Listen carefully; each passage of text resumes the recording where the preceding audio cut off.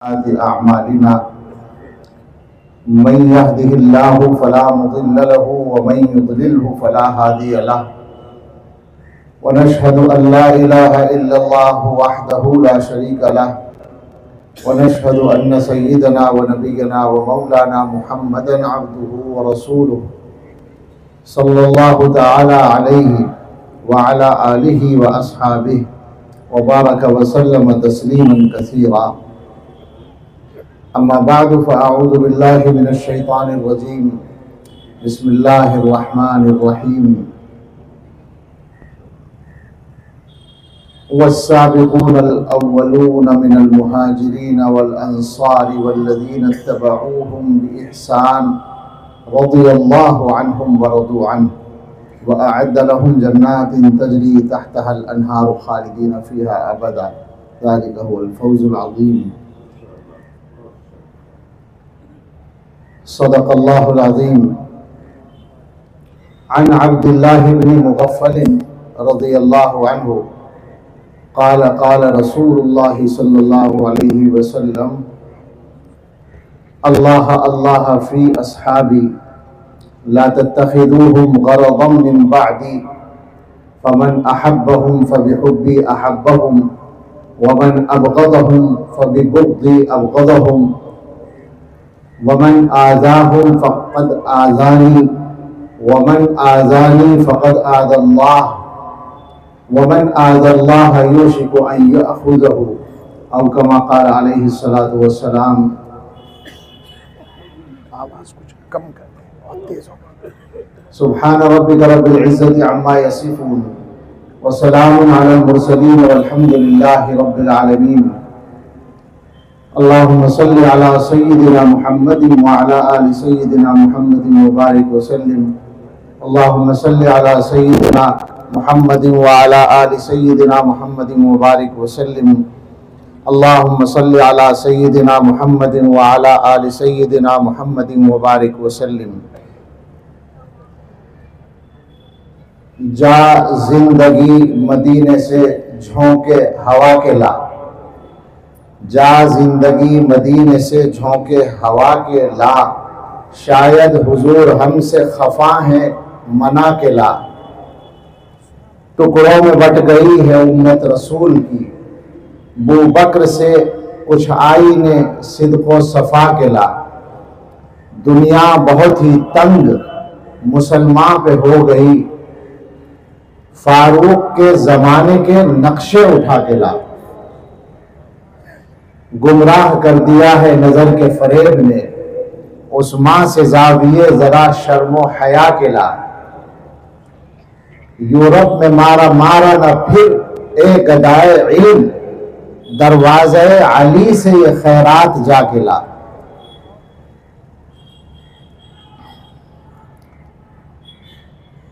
बातिल से दब रही है उम्मत रसूल की, मंजर जरा हुसैन से कुछ कर बरा के ला। करना है अपने आप को आरास्ता अगर, किरदार अपने सामने सब अवलिया के ला। ये जंग कुफ्र हक है अगर तुझको जीतनी, हर नौजवान को कासिम तारिक बना के ला। सजदे में गिड़गिड़ा या मोहम्मद के पैर पड़ जा और जल्द रहमत हक को बुला के ला।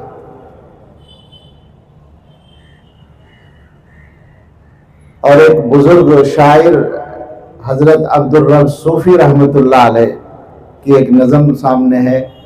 अब्दुल रब सूफी साहब हजरत मौलाना मोहम्मद मंजूर नौमानी और हजरत मुफक्किर इस्लाम हजरत मौलाना अबुल हसन अली मियां नदवी नव्वरल्लाहु मरक़दहू के ख़ास सोहबत याफ्ता और मोतमद बुजुर्ग शायर थे।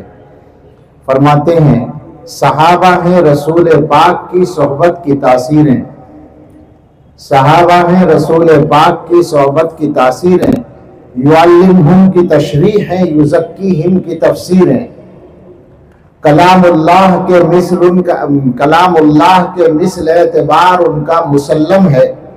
वो आदिल हैं तो नातिक हैं कलाम हक की तहरीरें। किराम उनको कहा अल्लाह ने, बरारा कहा उनको, मलाइक को भी इन अलकाब की शामिल है तफसीर है। किराम बरारा का मिज़दाक मलाइका भी है और सहाबा भी। किराम उनको कहा अल्लाह ने, बरारा कहा उनको। मलाइक को भी इन अलकाब की शामिल हैं तफसीरें।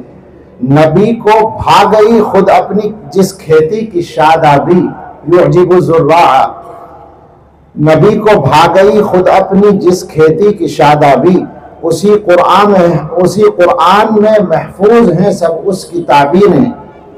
नबी नूरे खुदा हैं, गो नहीं उस नूर का टुकड़ा।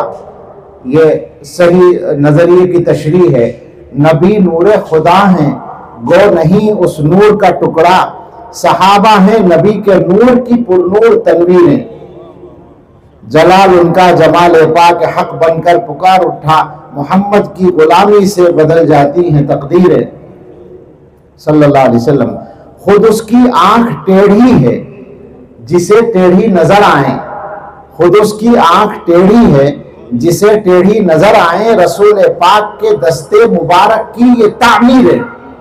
हजरत साहबा हुजूर की तामीर है, हुजूर की कमाई है।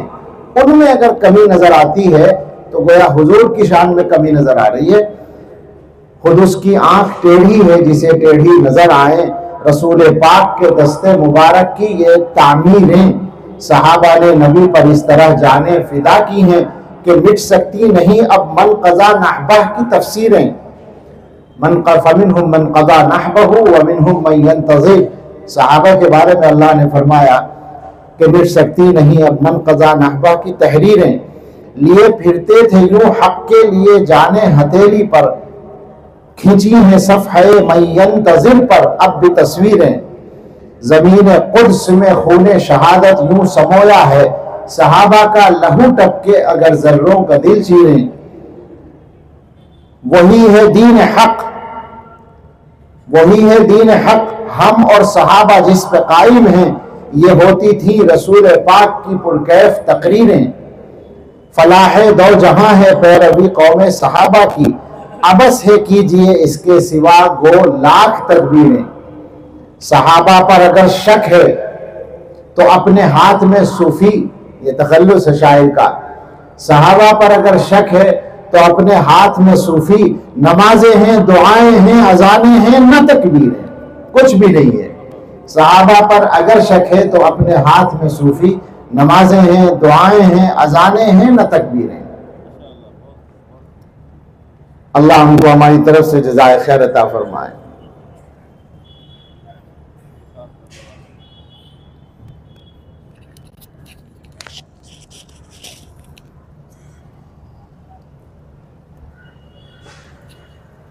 अल्लाह ताला की तौफीक से तीसरा दिन है कि आपका जलसा बड़े बड़े उलमा के बयानात से मामूर चल रहा है। और इस वक्त भी एक बड़े आलिम का बयान आप सुन चुके हैं, हमारे निहायत ही मोहतरम बुजुर्ग हजरत मौलाना मोहम्मद खालिद नदवी गाजीपुरी साहब दामत बरकातहू। कभी कभी ऐसा होता है कि जब किसी ट्रेन के सारे कोच, सारे डब्बे मजबूत हों तो पीछे कमज़ोर डब्बा लगाकर भी काम चल जाता है। तो कुछ ऐसा ही इस बार हो रहा है। और बहरहाल सबकी ड्यूटी है, जैसे जिसकी लग जाए अल्लाह की तरफ से। और सही बात यह है कि ये पूरा सिलसिला और ये निज़ाम, ये हजरात जो इसके लिए मेहनत करते हैं इजलास के लिए, और ख़ुसूसन इस मुल्क की इक़्तिसादी राजधानी में जहाँ हर चीज़ की ताबीर कारोबार या पैसे से होती हुई दिखाई देती है, ऐसी जगह पर ऐसा प्रोग्राम ये हजरात करते हैं और फिर उसके लिए उलमा आते हैं। ये अल्लाह ताला की तौफीक है और अल्लाह पर किसी का एहसान नहीं है, हम सब की सआदत है। अभी मौलाना रशीद अहमद साहब जो इसके ज़िम्मेदारों में से हैं, हमारे मौलाना रशीद अहमद नदवी ज़ीद मजदू, वो कुछ बात कर रहे थे तो मैंने उनसे कहा कि मौलाना, ना हमारा आप पर एहसान है, ना आपका हम पर एहसान है, हम सब पर अल्लाह का एहसान है। अल्लाह ताला अपने बंदों को जो नेमतें अता करते हैं वो नेमतें अलग अलग अंदाज से इस्तेमाल होती हैं। अगर किसी बंदे को दी हुई नेमतें, जिस्मानी सलाहियतें और जहनी सलाहियतें अल्लाह ताला अपने दीन के लिए इस्तेमाल फरमा लें तो ये अल्लाह की एक मजीद नेमत है। अल्लाह अपने फजल से कबूल फरमाए। इस पूरे अजीम शान सहरोज़ा इजलास के मौजू से आप सब वाकिफ़ हैं। अज़मत सहाबा, तहफ़्फ़ुज़ सुन्नत, ये उन्वानात इसमें रहते हैं और मुझे हुक्म है कि हज़रात सहाबा रज़ियल्लाहु ताला अन्हुम की सीरत और उनके किरदार की रोशनी में अपने ज़माने के, अपने भाइयों के किरदार के सिलसिले में बात करूँ। लेकिन जी चाहता है कि कुछ उससे पहले भी जो ज़रूरी बात है वो अर्ज़ की जाए।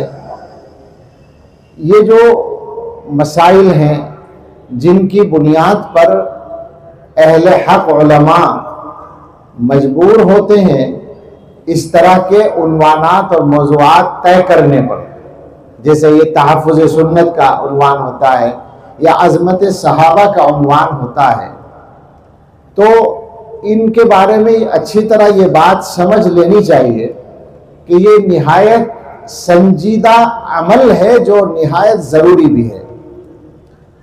और वजह उसकी ये है कि ये अल्लाह का दीन है जो अल्लाह की अमानत है। अल्लाह के पैगंबर सल्लल्लाहु ताला अलैहि वसल्लम ने बेकमो कास्त जैसे अल्लाह ने दिया वैसे पहुंचा दिया और ये वादा हो गया कि क़यामत तक ये दीन बाकी रहेगा। इसके बाकी रहने के लिए ये इंतज़ाम हुआ कि हज़रत मोहम्मद रसूलुल्लाह सल्लल्लाहु ताला अलैहि वसल्लम को ऐसे बराह रास्त साथी और सहाबा जिनको हम कहते हैं, बराह रास्त उनसे इस्तिफादा करने वाले, ऐसे दुनिया के ज़हीन तरीन और आला सिफात के हामिल लोग अता किए गए इंतखाब करके।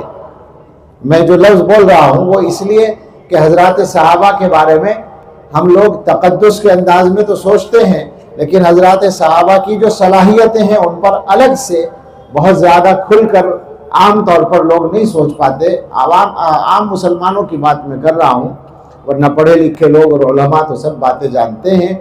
हज़रात सहाबा को अल्लाह ताला ने नबी सल्लल्लाहु अलैहि वसल्लम की सोहबत के लिए बाकायदा मुंतखब किया। ये हदीस में मौजूद है। हज़रत अब्दुल्लाह इब्न मसूद रज़ी अल्लाह ताला अन्हु का जो इरशाद है उसमें वो फरमाते हैं कि इस्तफ़ाहुमुल्लाहु लिसुहबति नबीही व इक़ामति दीनिही। तो सहाबा का इंतखाब हुआ अल्लाह की तरफ से, और उससे पहले आप ये जानते हैं कि नबुव्वत का भी इंतखाब होता है, अंबिया का इंतखाब होता है। अल्लाहु अअलमु हैसु यजअलु रिसालतह, ये अल्लाह ताला का इंतखाब होता है कि किसको पैगंबर बनाए। तो पैगंबर भी मुंतखब होते हैं, और पैगंबर सल्लल्लाहु अलैहि वसल्लम जो खत्मुर रसूल और खातमुन नबीयीन हैं उनके लिए अल्लाह ताला ने रुफ़क़ा और मुस्तफ़ीदीन भी मुंतखब किए, वो हज़रात सहाबा हैं। इसका मकसद क्या था कि दीन बिल्कुल असल और सही शक्ल में महफूज रहे और उम्मत तक पहुंच जाए। और मसला फ़कत दीन के अल्फाज का नहीं था, कुरान के अल्फाज को बेआईनी ही पहुंचाना ये भी एक मुस्तकिल मकसद था। उसके अलावा हजरत पैगंबर सल्लल्लाहु ताला अलैहि वसल्लम के जो फ़राइज़ थे वो सिर्फ अल्फाज कुरान पहुंचाने के नहीं थे। यतलु अलैहिम आयातिही व युज़क्कीहिम व युअल्लिमुहुमुल किताब वल हिकमा, अल्लाह ताला की किताब को बेआईनी ही पहुंचा देना और उस किताब की रोशनी में इंसान तैयार करना, युज़क्कीहिम, उसके मुताबिक किरदार वाले इंसान तैयार करना, और फिर उस किताब के उलूम को समझाने के लिए अल्लाह ताला की तरफ से अलहदा से जो आपको वही के जरिए जो कुछ आपके पास है वो सब वही है। वमा यंतिकु अनिल हवा इन हुवा इल्ला वह्युन यूहा, वही के जरिए जो कुछ अता किया गया उसको किताब और हिकमत की तालीम के उन्वान से उम्मत को सिखाना, ये सारे फराइज थे हजरत मोहम्मद सल्लल्लाहु ताला अलैहि वसल्लम के। तो उम्मत को अल्लाह की किताब के अल्फाज के साथ साथ दीन का मिजाज और दीन का इल्मी मिजाज युअल्लिमुहुमुल किताब, और दीन का अमली मिजाज युज़क्कीहिम, दीन के अमली नमूने वो सब पेश करना, ये मकसद था। इस मकसद के लिए अल्लाह ताला ने हुजूर अलैहिस्सलातु वस्सलाम के लिए मुंतखब कर दिया। और शैतान की नुमाइंदगी करने वाली ताकतें जिनकी क़ियादत उस जमाने में भी, और मुझे अगर मेरी मालूमात ज्यादा नहीं है, अगर गलती हो तो इस्लाह फरमाए उलमा, आज तक भी उन ताकतों की क़ियादत यहूदी कौम करती है, जैसा कि मुझे समझ में आता है पढ़ने से। यहूदियों ने रसूलुल्लाह सल्लल्लाहु अलैहि वसल्लम के वक्त से ही लेकर ये तय किया कि इस्लाम को उसकी सही शक्ल में बाकी रहने नहीं देना है, लिहाजा उन्होंने उस मेयार को मुतासिर करने के लिए मेहनत शुरू कर दी और साजिशें शुरू कर दी, और वो उस वक्त से लेकर आज तक करते आए हैं। मुझे एक लतीफ़ा सा याद आ गया आपने गुफ्तगू का कि हमारे आलम इस्लाम के मौजूदा ज़माने के हुक्मरानों में से एक साहब, सब जानते हैं, नाम नहीं लेना है, मौजू बदल जाता है, एक मुल्क के हुक्मरान की बात चल रही थी कि वो ऐसी ऐसी पॉलिसियां नाफिज कर रहा है, उस पर हम लोग बात करते हैं। तो वो कहने लगे एक साहब कि ऐसा लगता है, मैं उम्र में था, वहां पर एक साहब मुझसे बात कर रहे थे, कहने लगे ऐसा लगता है कि ये साहब आपके यहाँ के साहब से सीख कर आए हैं, हमारे हाकिम से। मैं नाम उसका भी नहीं ले रहा हूं, कोई डर नहीं है, बल्कि मौजू बदलने से डरते हैं। उन्होंने कहा कि यहाँ के हुक्मरान जो हैं वो आपके यहाँ के हाकिमों से सीख कर आए, ऐसा लगता है। मैंने कहा नहीं, ऐसा नहीं है, बल्कि दोनों एक उस्ताद के शागिर्द हैं, वो अलग है, तीसरा है वो। ये दोनों आपस में उस्ताद शागिर्द नहीं है, बल्कि दोनों का उस्ताद एक है। तो वो जो उस्ताद है उसने पहले दिन से ये निशाना मुकर्रर किया था कि इस्लाम को किसी न किसी तरह से नुकसान पहुंचाना है, लिहाजा वो जो हजरत मोहम्मद रसूलुल्लाह सल्लल्लाहु ताला अलैहि वसल्लम ने मेयार मुकर्रर किया था, उस मेयार को तोड़ने के लिए उन्होंने मेहनतें की। आपने दोनों तीनों दिन हजरात सहाबा के मौजू पे बयानात सुने होंगे, इस नुक्ते को जरा सा जहनों में बिठा लें, क्योंकि इससे एक बड़ा इश्काल दूर होता है हमारे जमाने का। वो मेयार तोड़ने के लिए एक काम तो ये था, भाई हुजूर ने दो अल्फाज बोले थे, मा अना, मैं, अलैहि व अस्हाबी, और मेरे सहाबा। तो हुजूर को मजरूह करना और सहाबा को मजरूह करना, ये दो ही काम हो सकते थे।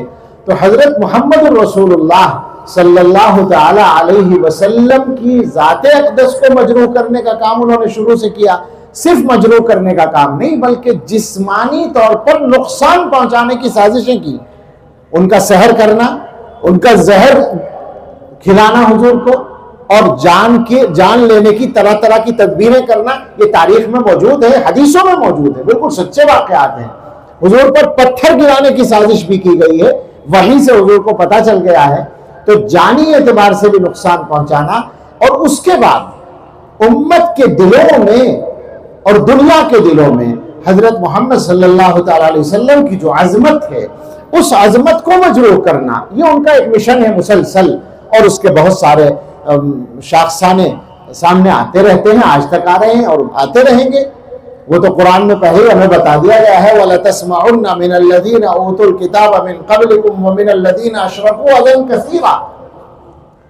पहली किताब वालों से और मुशरिकीन की तरफ से तुम्हें तकलीफ दह बातें मुसलसल सुननी पड़ेंगी, बहुत सुननी पड़ेंगी, ये तो कुरान में बता दिया गया।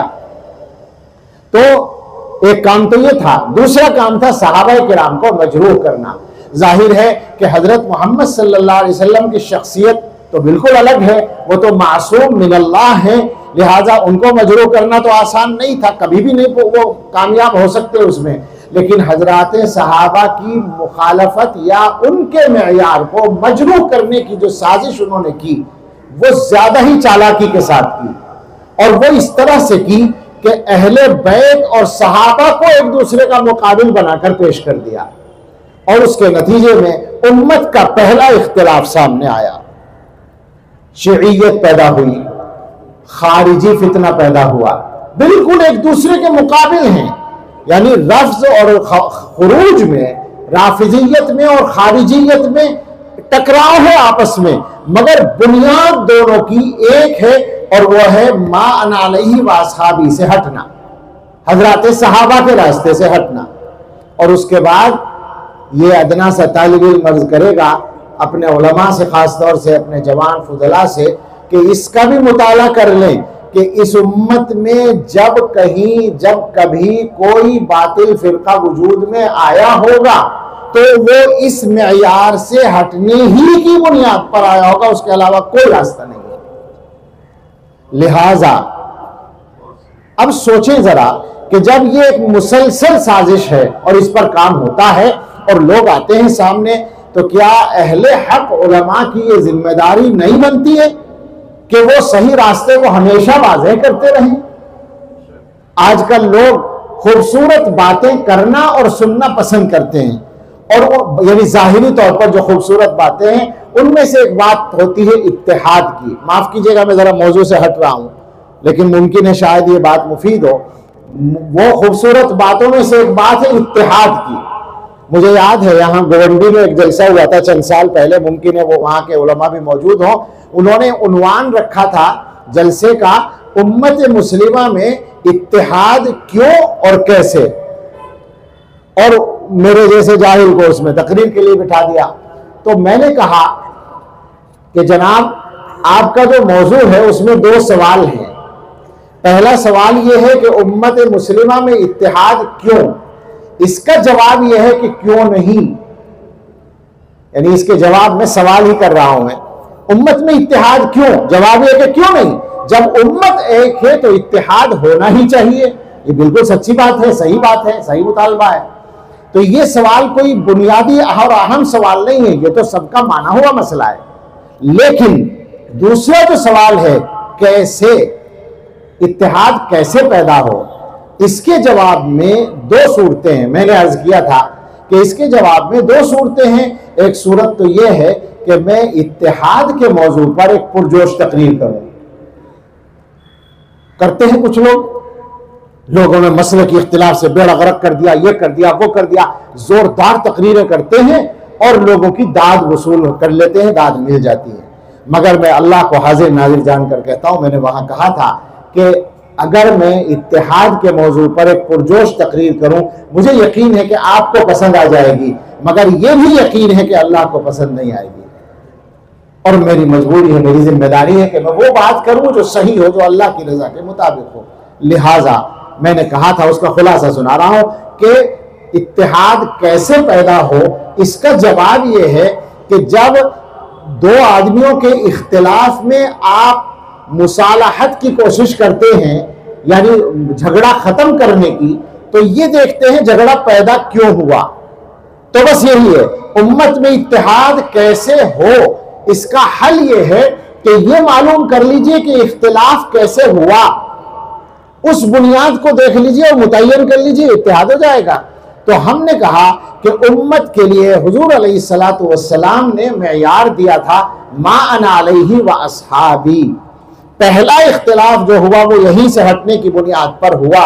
लिहाजा हम सारी उम्मत के लोगों से कहते हैं कि मा अना अलैहि व अस्हाबी से हटना यह हमारे इख्तिलाफ की बुनियाद है। इख्तिलाफ खत्म करने का रास्ता यह है कि इस मेयार पर वापस आ जाइए। अब दो बातें मैंने और कही। एक बात तो यह कही कि अगर कोई आदमी इस मेयार को मानता ही ना हो तो उससे इत्तेहाद करने से हमें अल्लाह के रसूल सल्लल्लाहु अलैहि वसल्लम ने मना कर दिया। हम मजबूर हैं, ये याद रखें, हर इत्तेहाद मतलूब नहीं है, बातिल के साथ इत्तेहाद कभी मतलूब नहीं है।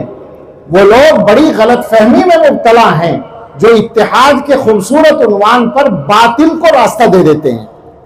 नुकसान यही होता है कि बातिल को राहदारी मिल जाती है और हक बेचारा परेशान फिरता रहता है। दूसरों के मुकाबले में जब कोई मामला आए तो इत्तेहाद, वो तो हर कलमा गो का इत्तेहाद होना चाहिए, बात उसकी हो ही नहीं रही। लेकिन कुछ लोगों की पेशानी पर शिकन आती है जब बात अकीदे की जाए। कुछ लोगों को पसंद नहीं आता जब बात यह की जाए कि मान अलैहि वसहबी के मेयार पर कायम रहो। तो जनाब आली साफ बात है कि जिन लोगों को यह मेयार पसंद नहीं है उनसे इत्तेहाद करने से हमें अल्लाह के रसूल सल्लल्लाहु अलैहि वसल्लम ने मना कर दिया, हम माजूर हैं। हाँ, एक बात और कही थी मैंने कि यह हो सकता है कि कुछ लोग ये सोचते हों कि मान अलैहि वसहबी के मेयार पर हम नहीं है सही तरीके से, वो है तो बैठकर बात कर लें, संजीदगी के साथ बात कर लें और तय कर लें कहां गलती हो रही है। हम भी मानने के लिए तैयार हैं। मुफ्ती अजीजुर रहमान साहब कहने लगे बाद में कि तुमने मुनाजरे का भी चैलेंज कर दिया। मैंने कहा बैठकर बात कर ले। तो मसला मुनाजरे का नहीं है, मसला यह है कि उम्मत सही रास्ते पर कायम रहे, असल मकसद यह है। अब आप सोचें, वापस इस तमहीदी गुफ्तगू के बाद जो शुरू में बात कही थी कि हजरात सहाबा के रास्ते पर कायम रहने के दो पहलू हैं। एक तो है दीन की तशरीह के बाब में, दीन की तफसील के बाब में हजरत मोहम्मद और रसूलुल्लाह सल्लल्लाहु ताला अलैहि वसल्लम ने जो दीन हमें दिया है उसका मिजाज क्या है, उसमें कुरान का मफहूम क्या है, हुजूर अलैहिस्सलातु वस्सलाम की अहादीस का मफहूम क्या है। जाहिर है कि इसे हमें सहाबा से लेना है और इस पहलू से गुफ्तगू मुझे यकीन है और जैसा कि मैंने सुना भी है उलमा तफसील से कर चुके हैं। दूसरा पहलू यह है कि ये उम्मत सहाबा वाला किरदार भी अपने अंदर पैदा करने की कोशिश करे। तो आप समझें, तारीख के 1400 बरस की तारीख के और आपको सरसरी नजर से देख लें तो आप हमें यह बताएं, बल्कि अपने आप को बताएं कि इस उम्मत की तारीख का वो दौर कौन सा है जिसमें ये उम्मत सबसे ज्यादा मुअज़्ज़ज़ नजर आती है, सबसे ज्यादा ताकतवर नजर आती है, सबसे ज्यादा बारोब नजर आती है, सबसे ज्यादा कामयाब नजर आती है। जो मंसूबा बनाती है वो कामयाब होता है, जिस मैदान में उतरती है वहां कामयाब होकर वापस आती है। वो दौर कौन सा है? वो दौर सहाबा किराम का दौर। और रसूलुल्लाह सल्लल्लाहु ताला अलैहि वसल्लम दोनों पहलुओं से पहले ही बता गए थे कि यही होगा, खैरुल कुरूनी करनी सुम्मा लज़ीना यलूनहुम सुम्मा लज़ीना यलूनहुम। दोनों पहलू से, दीनी मिजाज के एतबार से भी और दुनिया में कामयाबी के एतबार से भी। और उसके बाद उम्मत की तारीख में हजरात सहाबा के किरदार जिस हद तक जिस दौर में जिंदा रहे उतना ये उम्मत कामयाब होती रही।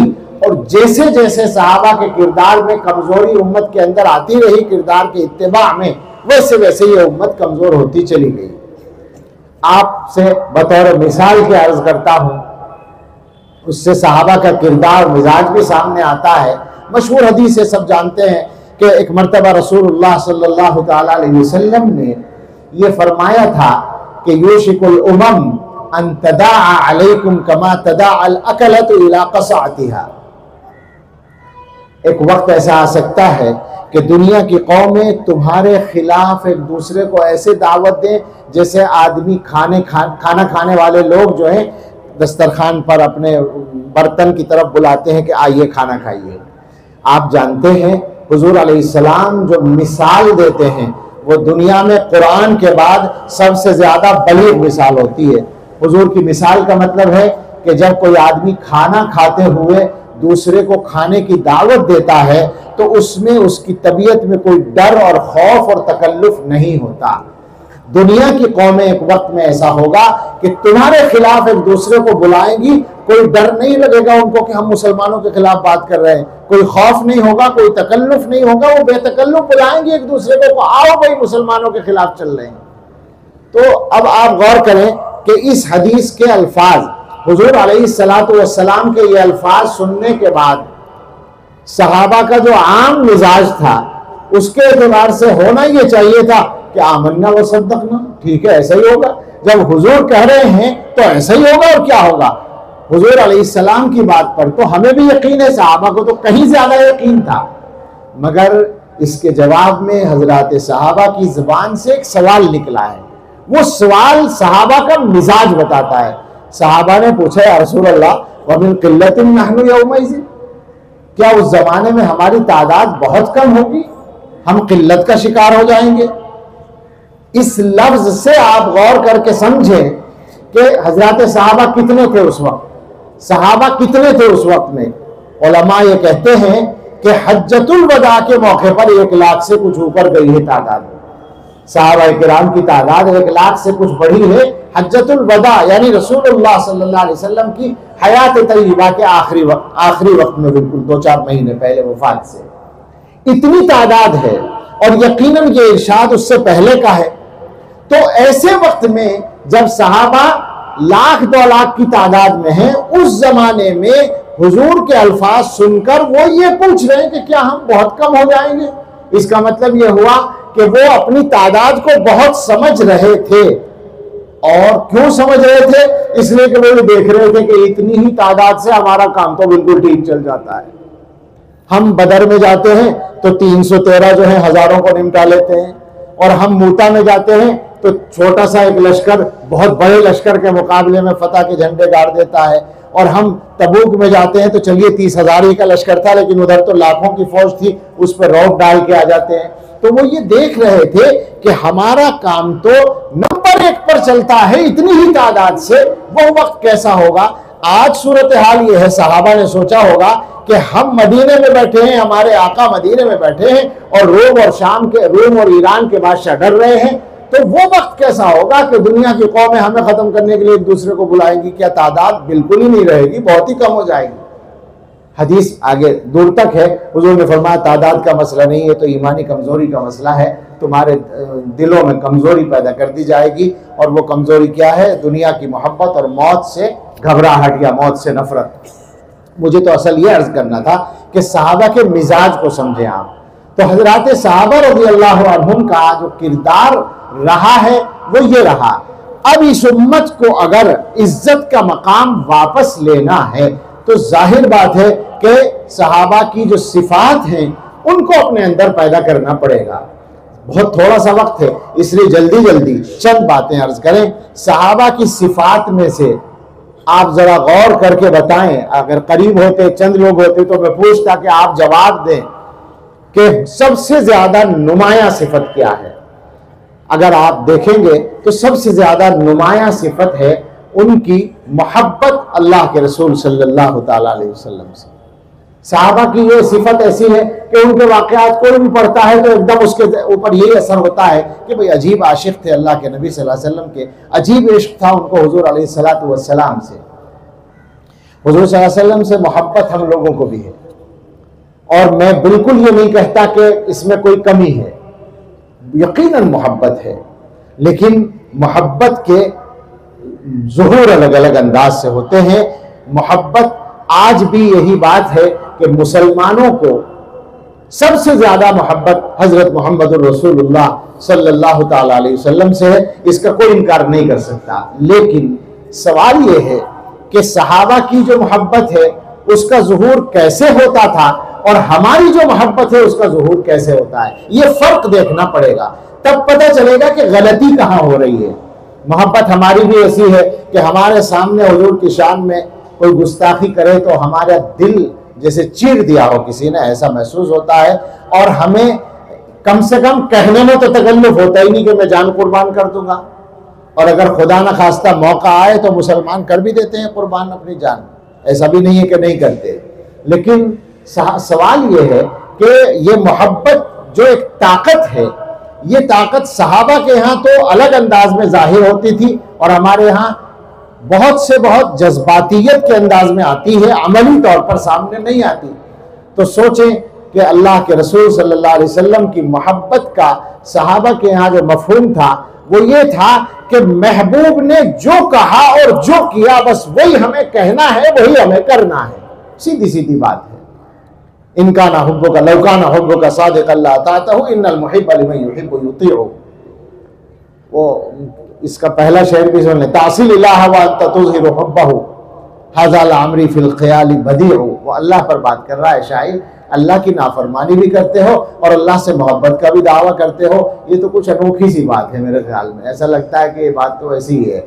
अगर तुम्हारी मोहब्बत सच्ची होती तो तुम इताअत करते। मोहब्बत करने वाला अपने महबूब की इताअत करता है, अपने महबूब की बात मानता है। आप सोचें कि सहाबा किराम के, मैं वाक़यात बयान करने का मेरे पास मौका नहीं है, लेकिन मोहब्बत रसूल के साथ इताअत रसूल, ये सहाबा किराम की जिंदगी का कितना नुमाया वस्फ है, आप सोचें जरा। और फिर इताअत हर मामले में, यानी रसूलुल्लाह सल्लल्लाहु अलैहि वसल्लम उनको खबर सुनाते हैं कि तुम्हारे यहाँ जो एक बिल्कुल महबूब गिजा के दर्जे में है, जिसके तुम आदी हो, यानी शराब, अल्लाह ने उसे हराम कर दिया। तो सहाबा ने क्या किया? मटके तोड़ दिए और मदीने की गलियों में शराब नालियों में बहने लगे। हमारे जमाने के मुसलमानों को भी पता है कि शराब हराम है, नशा हराम है, मगर मैं अदना सी मालूमात का आदमी, मुझे ये मालूम है कि इस हिंदुस्तान जैसे मुल्क में आबादी के तनासुब के एतबार से नशा मुसलमानों में ज्यादा है, दूसरों में कम है। सच्ची बात यह है कि शर्म से सर झुकता है ये बातें करते हुए, मगर कहे बगैर तो बात पहुंच नहीं सकती। और हमारा ऐब कोई छुपा हुआ नहीं है, सारी दुनिया को पता है, लोगों को पता है हम कहां खड़े हैं। सहाबा किराम को अल्लाह के रसूल सल्लल्लाहु अलैहि वसल्लम ने बता दिया कि साहब मामला ठीक करने हैं, नाप तौल में कमी नहीं करनी है, सामान सही देना है, वादा पूरा करना है। तो सहाबा के वाकयात आप देख लें। सहाबा के वाकयात में आपको ये मिलेगा कि सैयदना अमीर मुआविया रज़ी अल्लाह तआला अन्हु का रोमियों से एक मुआहदा हुआ, फला तारीख तक जंगबंदी रहेगी। हजरत मुआविया ने सोचा तारीख आने से पहले हम अपनी छावनी से फौजों को ले जाकर सरहद के करीब रोक दें और जैसे ही तारीख आए हमला कर दें तो जरा आसानी हो जाएगी। लेकिन मुआहदे की रूह जाहिर है ये नहीं थी। हजरत ने इस पर गौर नहीं किया और वो फौज को लेकर उधर चल पड़े। जा रहे थे, रास्ते में पता चला कि घोड़े पर सवार कुछ बोलता हुआ, नारा सा लगाता हुआ तेजी से आ रहा है। करीब आए तो मालूम हुआ कि वो कह रहे हैं वफाउन ला गद्र, वादा खिलाफी नहीं चलेगी, अहद नहीं तोड़ना है, पाबंदी करनी होगी। ये हुजूर की हमें ताकीद है।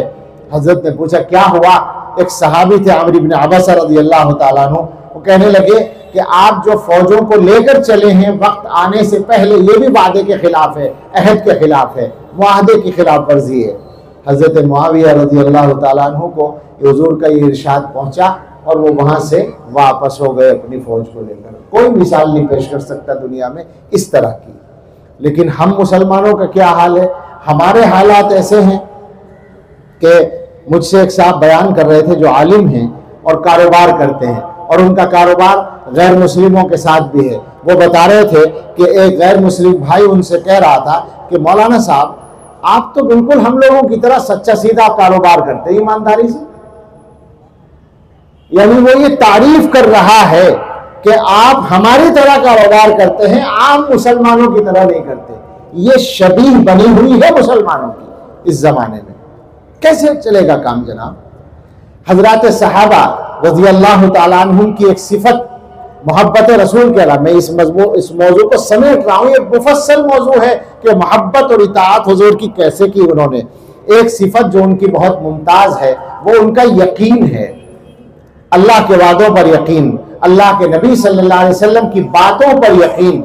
जो फरमा दिया उसको बिल्कुल वैसा ही समझा जैसा उन्होंने बताया है।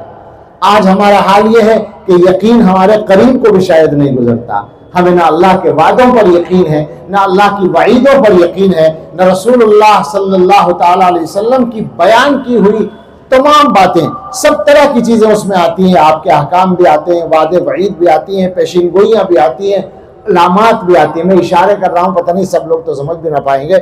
अलामात भी आती हैं जो फितनों की अलामतें हैं, वो सारी हुजूर ने बता रखी हैं। हमारा यकीन गायब है, यकीन हमारा बहुत कमज़ोर है। हजरत सहाबा रज़ियल्लाहु तआला अन्हुम के दिलों के अंदर जो यकीन था, उसने उनके अंदर एक ऐसी कुव्वत पैदा कर दी थी कि जो कुव्वत उनको हर मैदान में कामयाब करती थी। आज हम मुसलमान उस यकीन से महरूम होने की बुनियाद पर हर जगह कमजोर हैं। वो यकीन कम होने की नहुसत होती है कि दुनिया की मोहब्बत आती है और वो हमारा हौसला कम हो जाता है। आप सोचें जरा, यानी चूंकि तत्वीक करनी है अपने हालात पर, तो सोचें जरा कि हम लोगों का दुनिया की और माल की मोहब्बत में जो हाल है वो ये है कि अक्सर मुसलमान वो हैं जिनके सामने शरीयत का हुक्म आ भी जाए कि जो कारोबार तुम करने जा रहे हो, जिसमें तुम्हें मुनाफा नजर आ रहा है, प्रॉफिट अच्छा मिलेगा, मगर शरीयत के एतबार से वो कारोबार सही नहीं है, गुनाह है, तो अक्सर मुसलमान वो हैं जिन्हें ये बात अपील नहीं करती और वो उस कारोबार को छोड़ने के लिए तैयार नहीं होते। कुछ हैं, बहुत थोड़े से हैं जो बदलते हैं अपने आप को, अल्हम्दुलिल्लाह मौजूद हैं, लेकिन अक्सरियत में से अक्सरियत वो है जो पूछती ही नहीं है कि जायज है या नाजायज है। और कुछ वो लोग हैं जिनको पता चल जाता है, मुफ्ती साहब बता देते हैं या उलमा बता देते हैं, उसके बाद भी वो सोचते हैं भाई ये तो बड़ा मुश्किल मसला है, कहाँ से कमाएंगे, इस जायज नाजायज के चक्कर में अगर रहे तो फिर तो हमारा कारोबार ही नहीं बढ़ेगा। नतीजा ये है कि इस वक्त इस हिंदुस्तान में जहां हम परेशान हैं कि हम कमजोर हैं, हम पिट रहे हैं, हमारे साथ ये हो रहा है, वो हो रहा है, और हम अपने हालात बदलने को तैयार ही नहीं है। इस हिंदुस्तान में सबसे ज्यादा सूदी कर्जों में बंधी हुई कौम मुसलमानों की है। ये बात इतनी ताकत के साथ इसलिए कहता हूं कि हिंदुस्तान के अलग अलग इलाकों में जा जाके पूछ पूछ के ये मालूमात हासिल हुई है, अपने इलाके से लेकर सरहदी इलाकों तक हिंदुस्तान के। यानी मैं अगर बात करूं अपने सहारनपुर और बिजनौर और मेरठ और मुजफ्फरनगर और शामली और दिल्ली और मेवात की जो हमारे करीब के इलाके हैं, तो छोटे छोटे कस्बों में कोई कस्बा ऐसा नहीं मिलता जहां मुसलमानों में एक अच्छी खासी तादाद सूदी कर्जे में बंधे हुई ना हो। और जब हम आगे चलते हैं, दूसरे सूबों में निकलते हैं, तो जनाब आली वो गुजरात हो या महाराष्ट्र हो या मध्य प्रदेश हो या आसाम हो या तमिलनाडु हो या कर्नाटक हो या बंगाल हो या बिहार हो, कहाँ कहाँ की बात करें जहां यकीन के साथ मालूमात हासिल की है हमने, हर जगह के मुसलमान सूदी कर्जे में बंधे हुए हैं और उस कर्जे की जो नहुसतें आ रही है वो इतनी सी। हालांकि आप सोचें, अल्लाह के रसूल सल्लल्लाहु अलैहि वसल्लम ने तो ऐसी ऐसी रहनुमाई फरमाई है, सहाबा हुजूर की रहनुमाई पे अमल करते थे ना, तभी तो वो कामयाब होते थे। बतौर मिसाल एक बात जिक्र कर रहा हूँ, यहाँ उसका मौजू नहीं, लेकिन काम की बात तो है। बंबई में ना हो, गाँव में तो है। बहुत सारे लोग तो वो हैं जिनके पास गांव में जमीनें जायदादें होंगी तो उनके तो काम आ ही जाएगी। एक जगह था में तो एक आदमी ने बताया कि फलां साहब का इंतकाल हो गया और उनके बच्चे जो हैं वो परेशान हैं। मैंने कहा बच्चों, उन्होंने कोई जमीन नहीं छोड़ी? कहा जमीन तो छोड़ी थी। मैंने कहा बच्चों ने क्या किया? कहने लगे जमीन बेच दी और शादी वादी में लगा ली, कुछ कारोबार में लगा ली।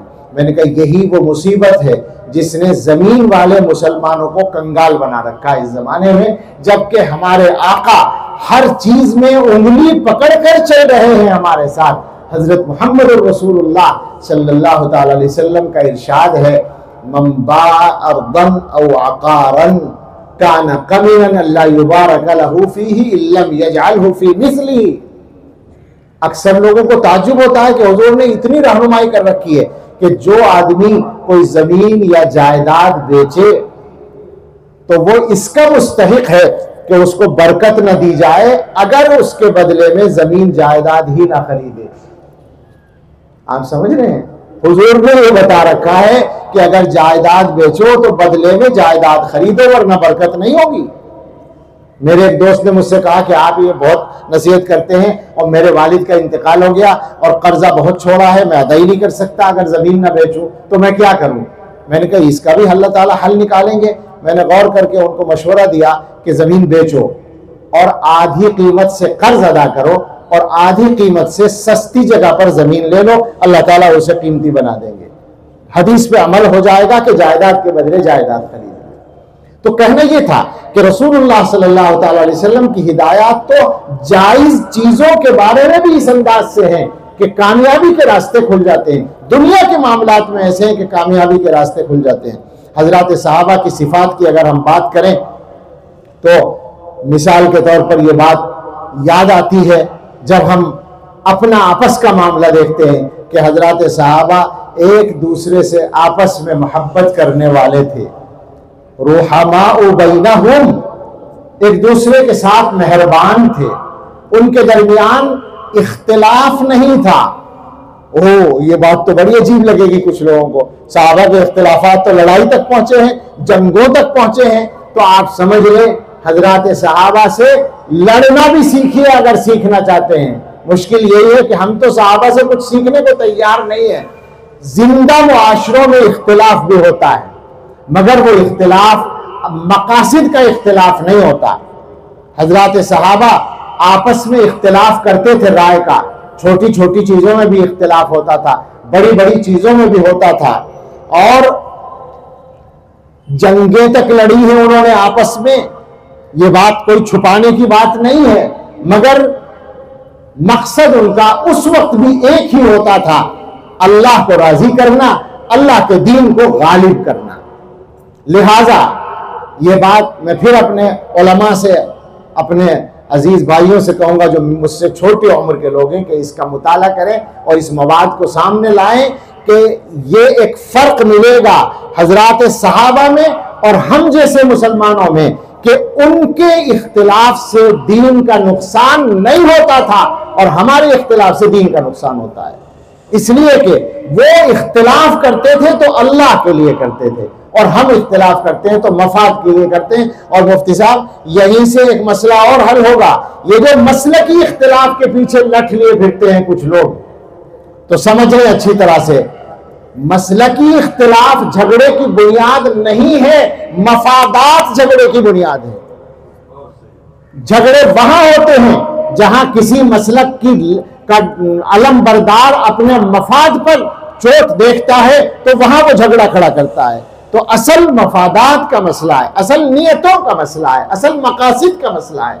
हजरात साहबा जंगें लड़ रहे हैं और ऐन जंग के जमाने में दो लतीफे पेश आते हैं। लतीफा तो एक है, एक तो बहुत संजीदा बात है। संजीदा बात तो यह है कि वो जंग लड़ने वाले मुकाबिल हजरत अली रजी अल्लाह अन्हु के मुकाबिल हजरत मुआविया रजी अल्लाह ताला अन्हु ऐन जंग के जमाने में मसाइल पूछने के लिए आदमी को हजरत अली के पास भेजते। किसी मसले में उनको राय कायम नहीं हो रही उनकी, तो वो हजरत अली से मालूम कराते हैं, पूछ कराओ मसला क्या है, जिनसे लड़ रहे हैं। और लतीफा यह है कि हजरत अली रज़ी अल्लाह अन्हु के सगे भाई हजरत अकील इब्न अबी तालिब लड़ते हैं अपने भाई के लश्कर में और शाम को खाना खाते हैं हजरत मुआविया के दस्तरखान पे जाकर रज़ी अल्लाह ताला अन्हु। और ये कमाल हजरत अकील से ज्यादा हजरत मुआविया का है कि वो अपने मुकाबिल के भाई को अपने दस्तरखान पर बिठा के खाना खिला रहे हैं। अच्छा, इंतहा ये कर दी, हजरत अकील जरा साफ गो ज्यादा थे, उनसे कहा, किसी ने कहा ये क्या कर रखा है, लड़ते उधर से खाना यहाँ खाते। कहने लगे कि हक उनके साथ है, खाना यहाँ अच्छा मिलता है। तो अब ये तो अपनी जगह मसला है कि उम्मत भी ये मानती है, अहले सुन्नत भी मानते हैं कि राय हजरत अली रज़ी अल्लाह अन्हु की सही थी, हजरत मुआविया रज़ी अल्लाह अन्हु से इज्तिहादी गलती हो रही थी। लेकिन सवाल यह है कि किरदार क्या था, मिजाज क्या था, इख्तिलाफ का अदब क्या था। सोचें जरा, हजरत सहाबा रज़ी अल्लाह अन्हुम की जिंदगी से हम क्या क्या सीख सकते हैं।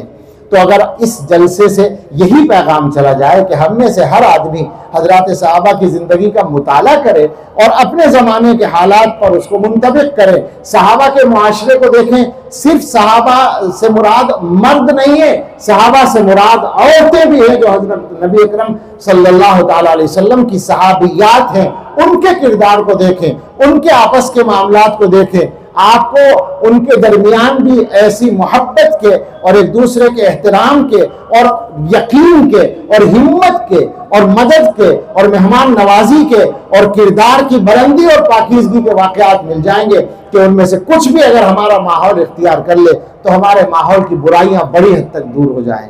हम सब ये अहद करें कि हज़रत मोहम्मद रसूलुल्लाह सल्लल्लाहु ताला अलैहि वसल्लम ने अपनी मेहनत से जो हजरात सहाबा की शक्ल में हमारे लिए नमूने तैयार किए थे।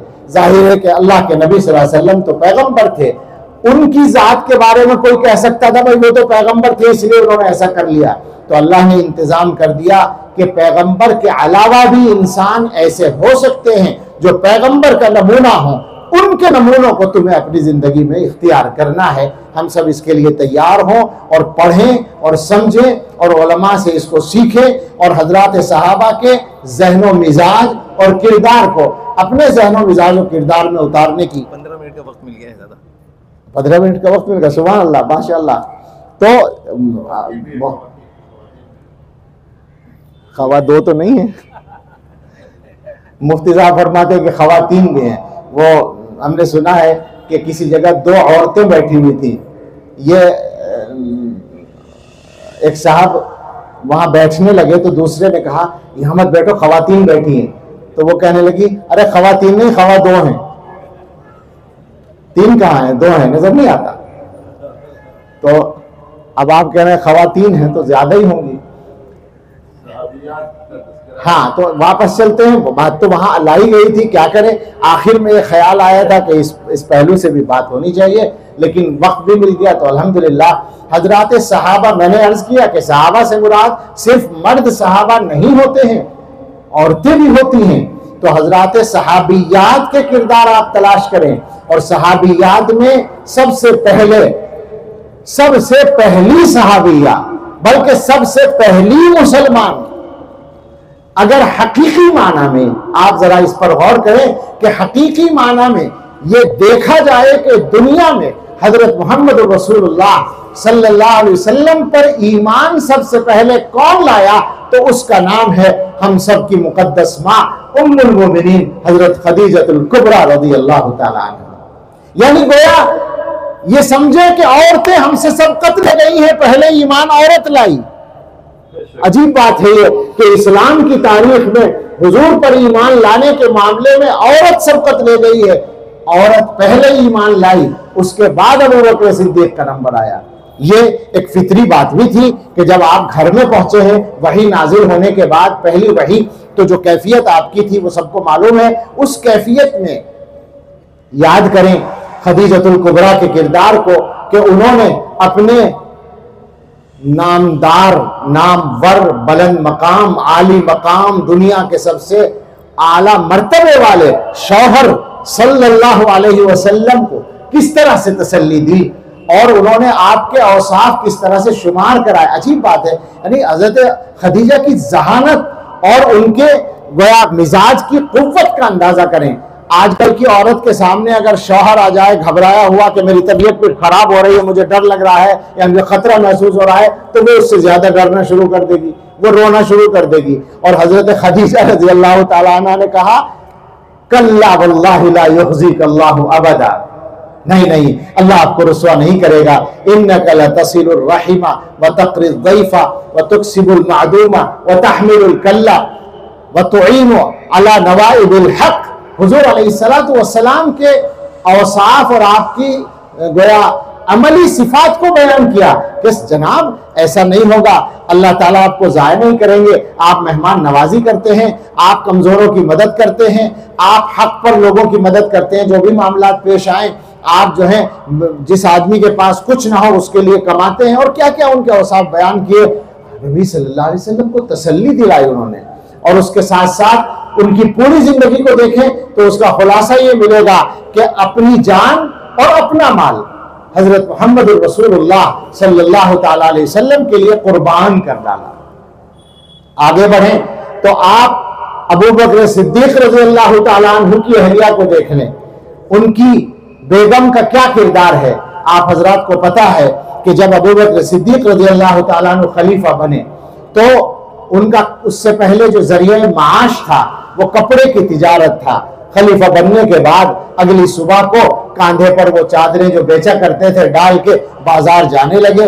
रास्ते में हजरत उमर रज़ी अल्लाह ताला अन्हु मिल गए। कहने लगे आप कहाँ चले? कहा मैं अपना जो माश है उसके लिए जा रहा हूँ। भाई घर वाले कहाँ से खाएंगे? खलीफा बन गया ठीक है, लेकिन घर की रोजी रोटी का भी तो इंतजाम करना है। तो हजरत उमर ने फरमाया, अर्ज किया कि सुभान अल्लाह, आप तिजारत में लगेंगे तो ये मुसलमानों के काम कौन देखेगा? तो उन्होंने कहा फिर मैं क्या करूं? तो हजरत उमर रज़ियल्लाहु अन्हु ने मशवरा दिया कि आप बैतुल माल से अपनी तनख्वाह मुकर्रर करें, आपका सारा वक्त मुसलमानों के कामों में खर्च होगा। खामखा कुछ लोगों को गलतफहमी है कि दीनी खिदमत पर तनख्वाह नहीं लेनी चाहिए, खामखा की बात है। यानी बेइल्मी की बुनियाद पर लोग फतवे जारी कर देते हैं। तो सिद्दीक़ अकबर ले रहे हैं, सिद्दीक़ अकबर दे रहे हैं, पैगंबर सल्लल्लाहु अलैहि वसल्लम दे रहे हैं, हदीस में मौजूद है, दीनी खिदमत पर उजरत दे रहे हैं, तो वो अलग मौजू है, उसे छेड़ना नहीं है। सिद्दीक़ अकबर ने थोड़ी सी तनख्वाह मुकर्रर कर ली, काम चलना शुरू हो गया। अहलिया ने एक दिन यूं कहा कि थोड़े से अलग से कुछ पैसे दे दीजिए। एक मीठा होता था उस जमाने में, उसमें कुछ पैसे ज्यादा लगते थे, तो हमारा जी चाहता है वो मीठा खाने को, बना लेंगे कुछ हलवा टाइप कोई चीज होती होगी।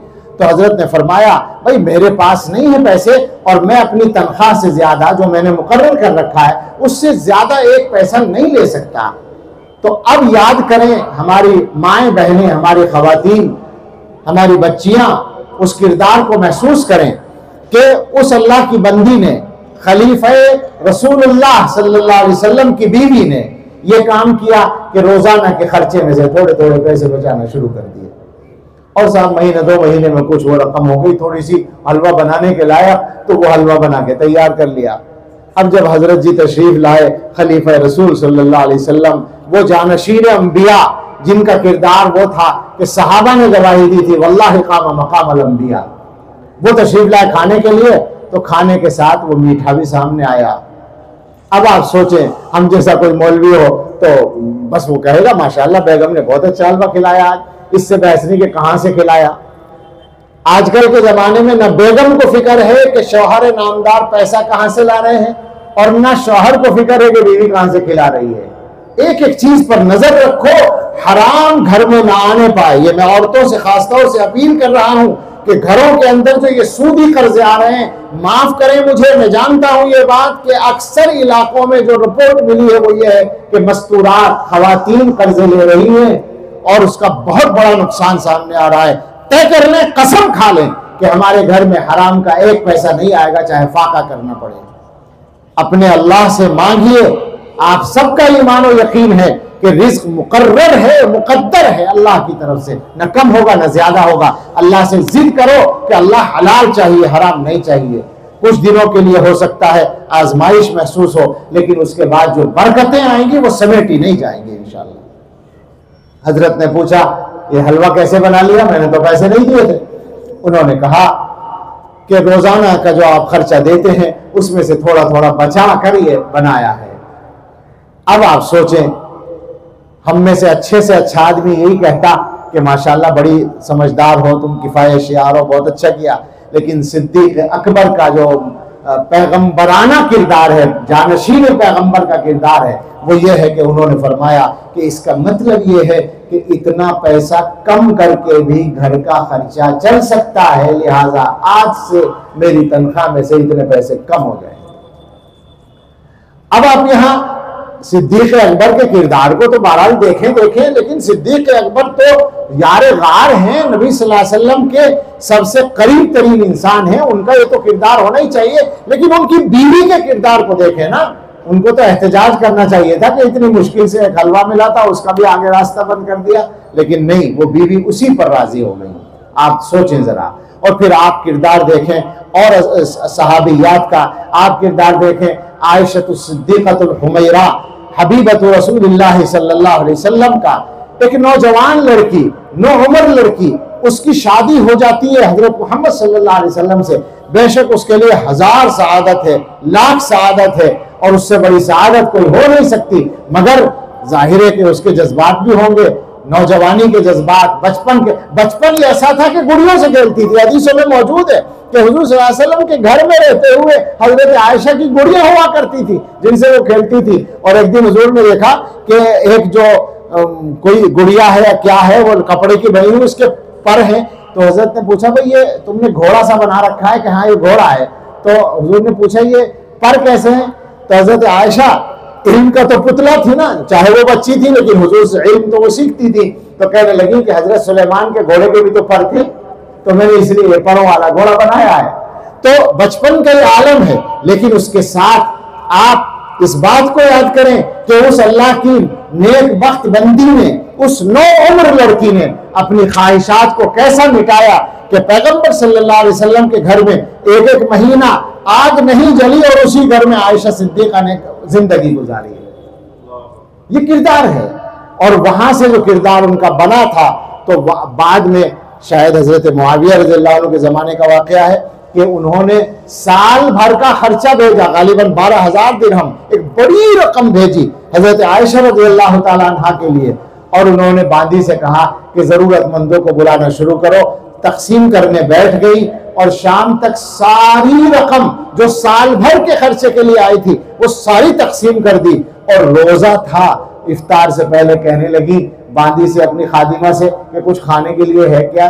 तो उसने कहा जी वो कुछ बासी कोई रोटी या क्या चीज है वो रखी है। और तो हजरत ने फरमाया, हजरत आयशा ने फरमाया कि तू याद दिला देती तो कुछ पैसे रोक लेती इफ्तार के लिए। मैं ये किरदार है कि सारी रकम लुटाने के बाद ये ख्याल नहीं रहा कि मुझे अपनी आज के इफ्तार के लिए, साल भर के लिए नहीं, आज का रोजा इफ्तार करने के लिए भी कुछ है या नहीं। ये किरदार है, वो किरदार जो रसूलुल्लाह सल्लल्लाहु अलैहि वसल्लम की सोहबत की बरकत से सहाबियात के अंदर पैदा हुआ था। हजरात सहाबा के घरों के हालात का जायजा सामने आए, खासतौर से हमारे बुजुर्गों ने इस पर काम भी कर रखे। हयातुस सहाबा हजरत मौलाना यूसुफ कांदलवी रहमतुल्लाह अलैह की, उसमें जिस तरह मर्दों का किरदार है इसी तरह औरतों का, हजरत शेखुल हदीस मौलाना ज़करिया साहब रहमतुल्लाह अलैह की हिकायत सहाबा, उसमें भी इसी तरह से जहां मर्दों के किरदार है वहां औरतों के भी किरदार हैं। हैरत होती है कि क्या तासीर थी हजरत मोहम्मद रसूलुल्लाह सल्लल्लाहु अलैहि वसल्लम की सोहबत में, कि आपके सोहबत की बरकत से घरों के अंदर जिंदगियां बदल गई थी, किरदार बदल गए थे, मिजाज बदल गए थे, अखलाक बदल गए थे। जो न थे खुद राह पर औरों के हादी बन गए। क्या नजर थी जिसने मुर्दों को मसीहा कर दिया। तहजीब की शमए रोशन की ऊँटों के चराने वालों ने। अजीब व गरीब इनकलाब आया था।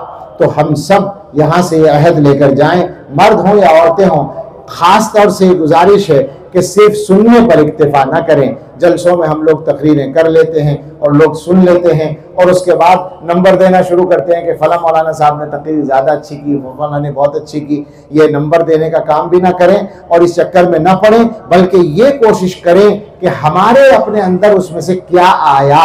ज़रूरत इसकी है। हम लोगों की तरक्की ना होने का और तब्दीली ना होने आने का जो सबब है वो ये है कि हम लोग अपने आप को मुखातब बनाकर नहीं सुनते बात। पूरा मजमा सुनता है और हर आदमी ये सोचता है मेरे अलावा सबको कहा जा रहा है।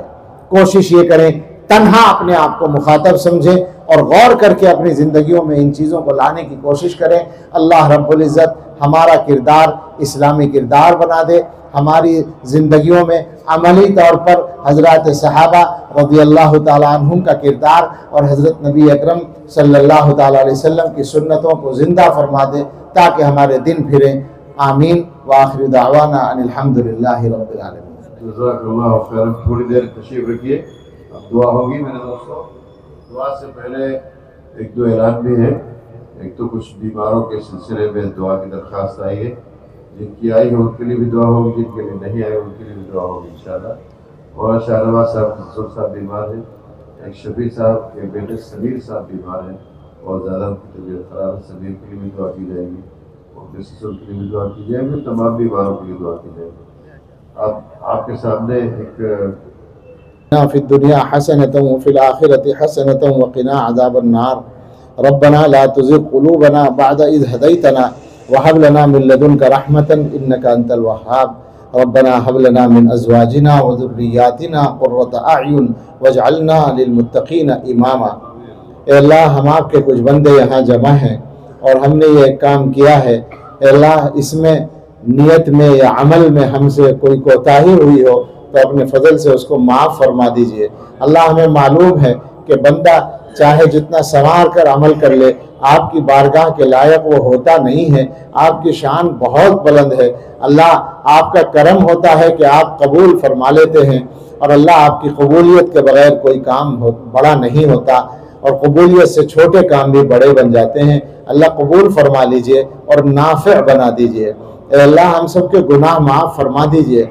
अल्लाह हम आपके बंदे हैं, मगर साथ में हम बहुत कमज़ोर हैं, नफ्स और शैतान के दबाव में आ जाते हैं, अल्लाह गुनाह कर बैठते हैं।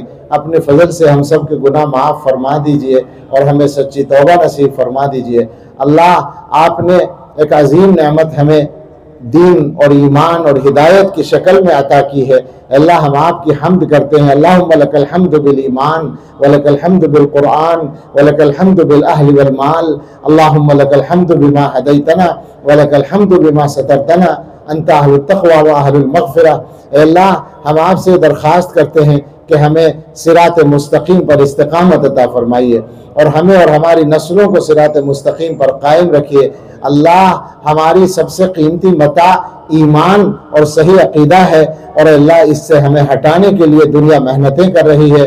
हमारी नस्लों के लिए अल्लाह ख़तरात खड़े किए जा रहे हैं। ए अल्लाह अपने फजल से हम सबको, हमारे घर वालों और मुतल्लिकीन को और हमारी नस्लों को और तमाम अहले ईमान को और आने वाले लोगों को दीन पर, सही दीन पर, सिरात मुस्तकीम पर इस्तिक़ामत अता फरमाइए। अल्लाह हम में जो बीमार हैं, हमारे घर वालों में, रिश्तेदारों में, मुतल्लिकीन में, बहुत से हजरात के यहाँ नाम लिए गए हैं, बहुत से हजरात के नाम नहीं लिए जा सके हैं, अल्लाह वो सब भी मुस्तहिक हैं। अल्लाह अपने फजल से सबको शिफा अता फरमा दीजिए, सेहत अता फरमा दीजिए, इलाज आसान कर दीजिए। मौलाना ज़ैनुद्दीन साहब और तमाम मरीज़ों को शिफा अता फरमाइए, सेहत व क़ुव्वत अता फरमाइए। अल्लाह हम में जो लोग मक़रूज़ हैं कर्ज़ अदा करा दीजिए, जो बेघर हैं आरामदेह घर दे दीजिए, जो बेरोज़गार हैं अल्लाह बाबरकत हलाल रोज़गार दे दीजिए। अल्लाह रोज़गार के मसाइल भी इंसान को दीन से हटाते हैं। अपने फजल से दीन पर इस्तिक़ामत के साथ हलाल बाबरकत रोज़गार सारे अहले ईमान को अता फरमा दीजिए। अल्लाह जो लोग बे औलाद हैं उन्हें अच्छी औलाद दे दीजिए, जिन्हें बेटों की तमन्ना है उन्हें अच्छे बेटे दे दीजिए। जो औलाद की तरफ से किसी वजह से परेशान है अल्लाह वो परेशानी दूर कर दीजिए। हमारी सबकी औलादों के सिलसिले में हम सब की अच्छी तमन्नाएं पूरी फरमा दीजिए। ए अल्लाह दीन की और दीन के शाइर की हिफाजत फरमाइए।